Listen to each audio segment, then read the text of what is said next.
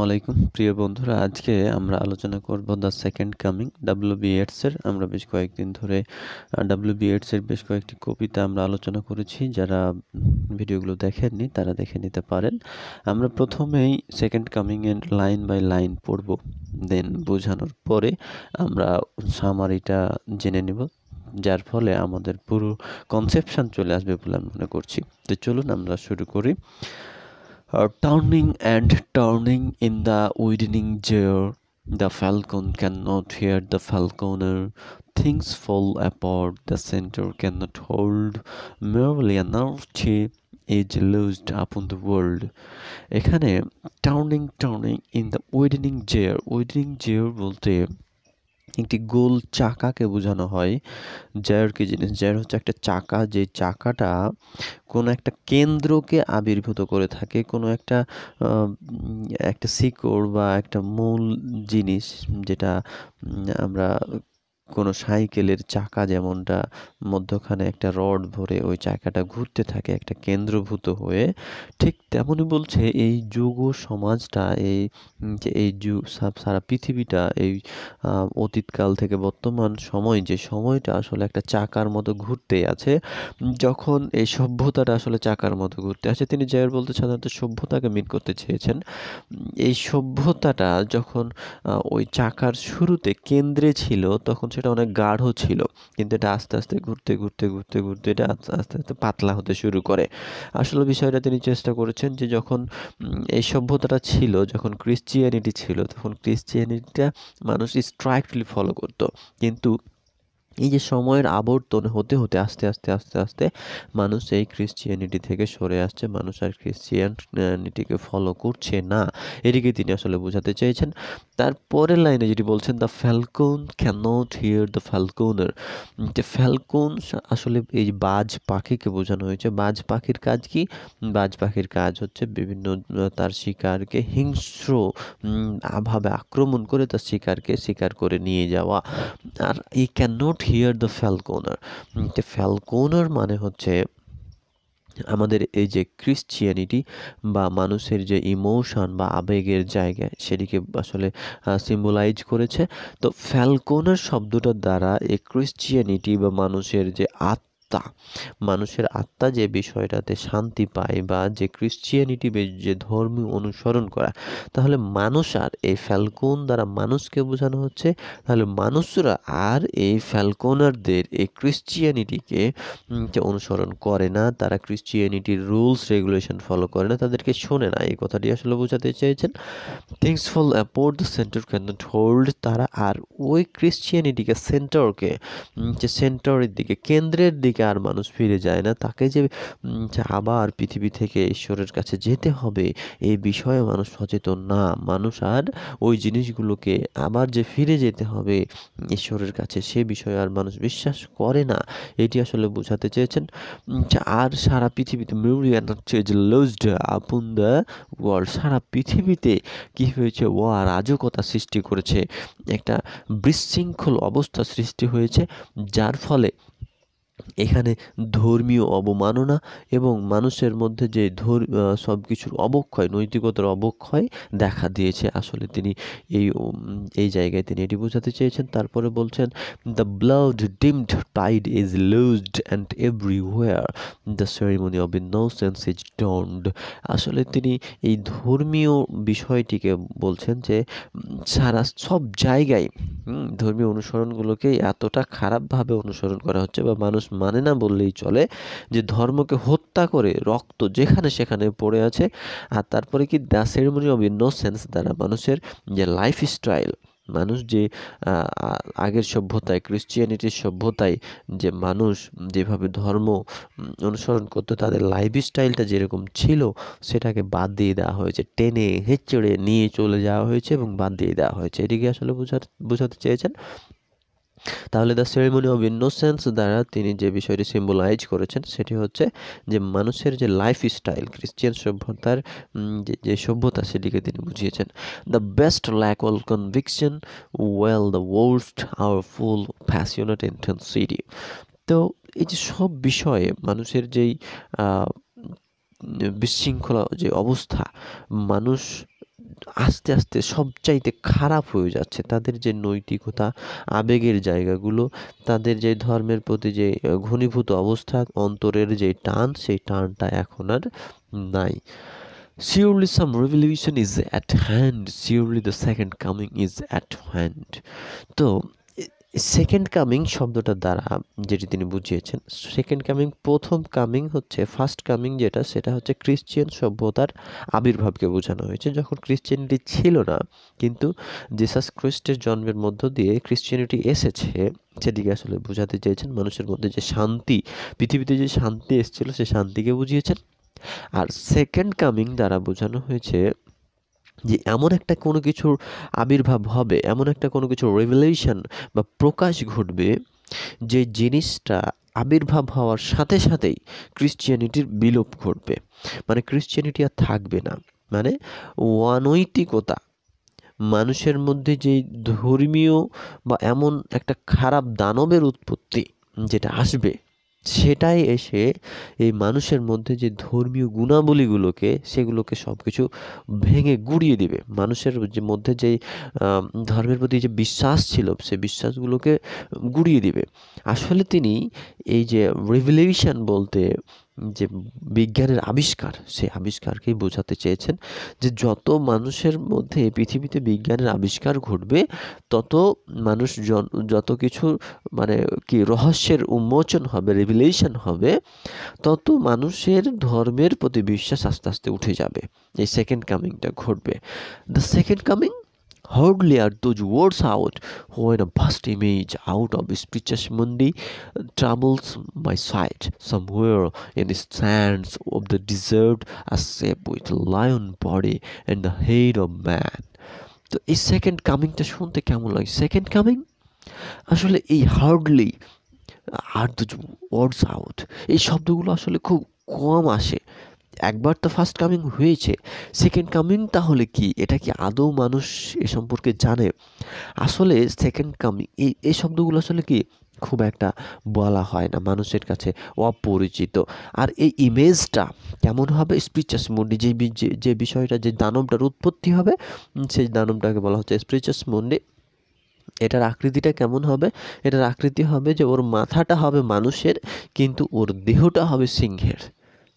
আসলে তিনি এমন একটা দানবের কথা এখানে উপস্থাপন করছেন, যে উপস্থাপন করার মাধ্যমে মানুষ, সারা পৃথিবীর মানুষ সব কিছু কি আসলে ভুলে যাবে, সব কিছুই ভুলে যাবে, তাদের অতীত ভুলে যাবে, তাদের আদি পুরুষের কথা ভুলে যাবে। আসলে এই বিষয়টি দ্বারা যেখানে বলছেন যে troubles my sight somewhere sands of desert, আর এখানে যে মরুভূমির মধ্যে যে পশু পাখিগুলো ছিল, আর এই স্পিরিচাস মুন্ডিটা, এই দেহটা, এই দানবটা আস্তে আস্তে আস্তে আস্তে হাঁটবে, যার ফলে এটা রাতারাতি খুব দ্রুত চলে যাবে না, যার ফলে মানুষের বা এই পশু পাখিগুলো এগুলো দেখবে এবং ভয়ে আতঙ্কিত হয়ে যাবে। বিষয়টা হচ্ছে যে এখানে স্পিরিচাস মুন্ডি দ্বারা বিজ্ঞানকে বোঝানো হয়েছে, যে বিজ্ঞানটা আসলে রাতারাতি চলে আসবে না, বা রাতারাতি চলে আসেনি।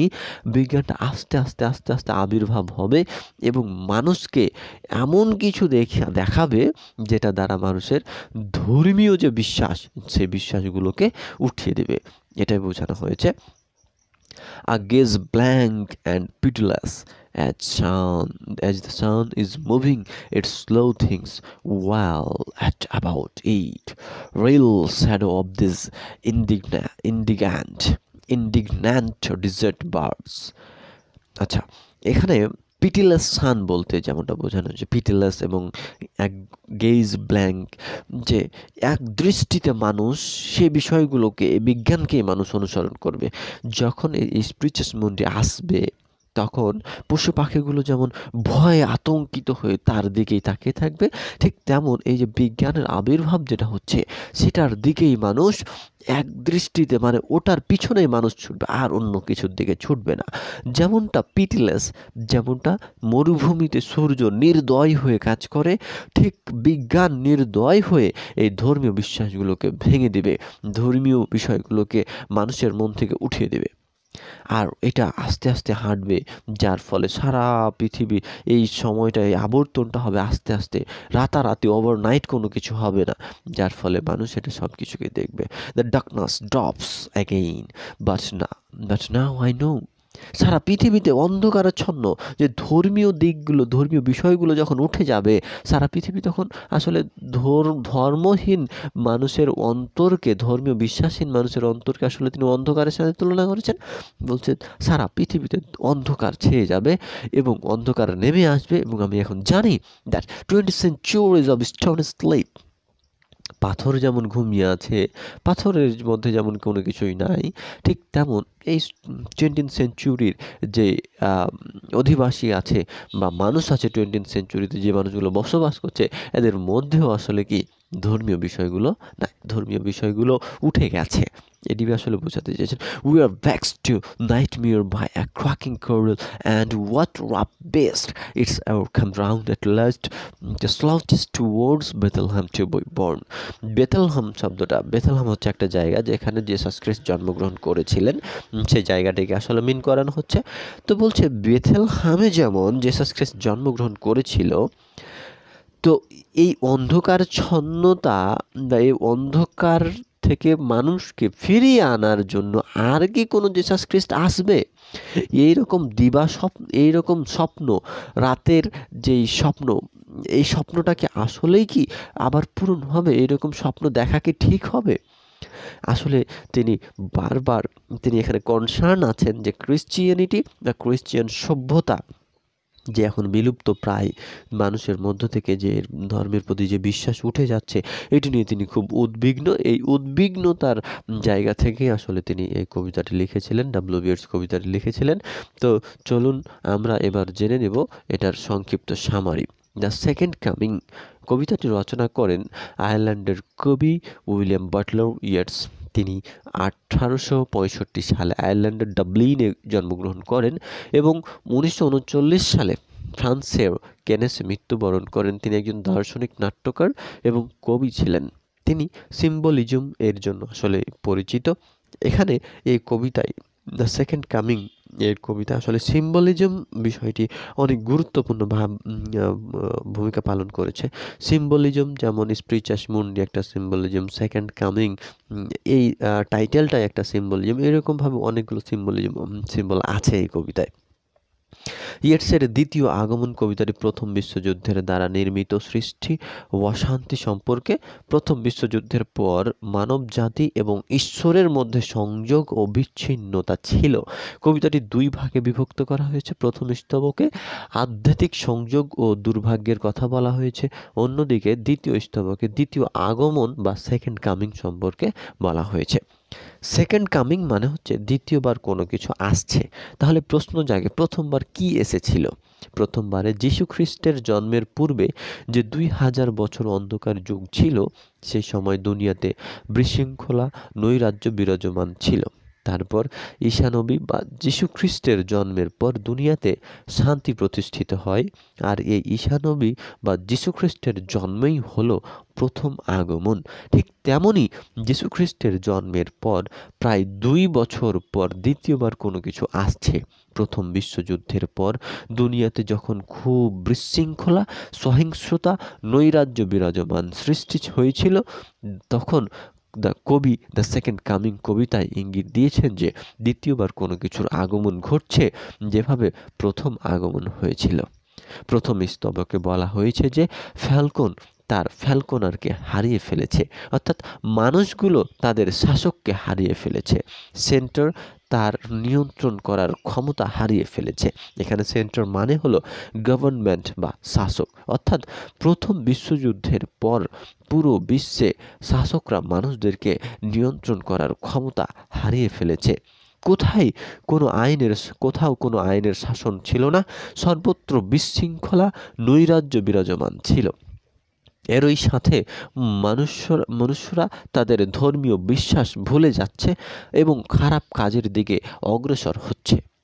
এই যে অবস্থার সৃষ্টি হয়েছে, তা দেখে কবি বলছেন যে নিশ্চিত কোনো কিছু একটা আগমন ঘটছে। দ্বিতীয় স্তবকে এই যে কবিতার উপরোক্ত অবস্থা সৃষ্টি হয়েছে, তা দেখে কবি বলছেন যে নিশ্চিত দ্বিতীয় আগমন তথা দ্বিতীয় পুনরুত্থান, রেভলিউশন হাতের নাগালেই বা খুব শীঘ্রই ঘটবে। কিন্তু এই দ্বিতীয় আগমন কিসের হবে তা নিয়ে কবি দ্বিধায় আছেন। তিনি বলেছেন, দ্বিতীয় আগমন কি ঈসা নবী বা যীশু খ্রিস্টের আগমন, নাকি অন্য কিছু? এই অবস্থায় কবি স্বপ্ন দেখেন যে আসন্ন দ্বিতীয় আগমনটি হচ্ছে স্পিরিচাস মুন্ডি, আর এটা খারাপ কিছু ঘটনার জন্যই আসবে। এখানে স্পিরিচাস মুন্ডি দ্বারাও স্ফিংসকে বোঝানো হয়েছে, অথবা ফিনিক্সকে বোঝানো হয়েছে, অথবা এটার আরেকটা নাম। প্রাচীন মিশরীয় সভ্যতায় ফিনিক্স এর একটি মূর্তি রয়েছে, যেখানে একসময় দুনিয়াতে খারাপ ও ভয়াবহতার অবস্থা সৃষ্টি করবে, যেভাবে আমরা দাজ্জালের কাহিনী জানি। এরপর কবি এই ফিনিক্স এর পরিচয় দিচ্ছেন, যার মুখমণ্ডল হবে মানুষের মতো কিন্তু শরীর হবে সিংহের মতো, এবং এটা সূর্যের মতো দয়াহীন হবে। এখানে কবি বুঝিয়েছেন যে প্রথম আগমনটি ভালো হলেও দ্বিতীয় আগমনটি খুব খুব খারাপ হবে। সর্বশেষে কবি একটি প্রশ্ন ছুড়ে দেন যে দ্বিতীয় আগমনটা কি ওই বেথেলহেমে জন্মগ্রহণ করবে নাকি অন্য কোথাও, কেননা প্রথম আগমনটি হয়েছিল বেথেলহেমেই। এই তো ছিল আমাদের সেকেন্ড কামিং নিয়ে সংক্ষিপ্ত ধারণা। আমরা আশা করছি পুরো বিষয়টি আপনার বোধগম্য হয়েছে। এখন প্রশ্নগুলো পড়ে খুব ইজিলি উত্তর করা সহজ হবে বলে মনে করি। আমাদের পরবর্তী ভিডিওগুলো দেখার জন্য আমন্ত্রণ রইল। ধন্যবাদ।